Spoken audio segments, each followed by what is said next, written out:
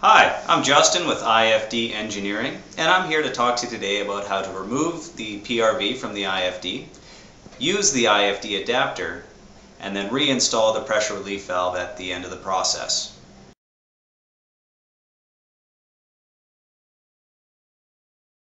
So what we're going to do is we're going to start with removing the shipping lock, which is the orange circular piece. Just turn it 90 degrees counterclockwise, remove it from the transformer, and set it aside for later. The next step in the process is to remove the pull ring and dust cover by unwinding the pull ring around the shaft like that, set it aside, pull off the dust cover, again set it aside.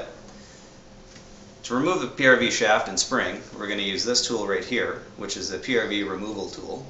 It's a white component, has a long nose at the one end with a couple of feet right off the point there. How we use that, slide it over the shaft with the feet pointing in, turn it so it goes as far in as it can, and then you want to push in, turn it about 1/8 of a turn, and then we'll be able to pull all of the components out. At this point, I like to reassemble the pressure relief valve so I don't lose the parts, and we do that just by installing the dust cover with the feet going down towards the shaft. We want to compress all of that together so we can get access to the hole in the top there, and then just winding on the pull ring like that. Now we have a completely reassembled PRV for reinstall later on.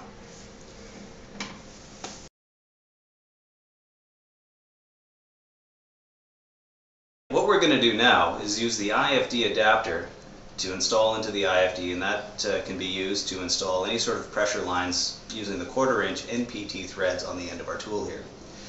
How we use this tool is we insert the long metal nose into the IFD, give it a push to start the threads, and then tighten it up to hand tight, and that's good enough for it to do its job.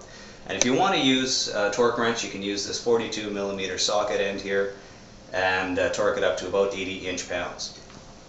At this point, the transformer is sealed and ready to be pressurized for your test. So upon completion of your test, the next thing you want to do is make sure you vent the transformer before you do anything else, and then simply to remove it, just unwind it from the IFD and remove the adapter, and now your transformer is ready to have the pressure relief valve installed.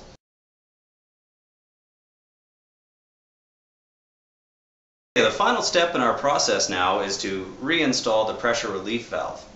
This is the component you're working with right here, and to do that, what we want to do is insert the long brass end into the IFD.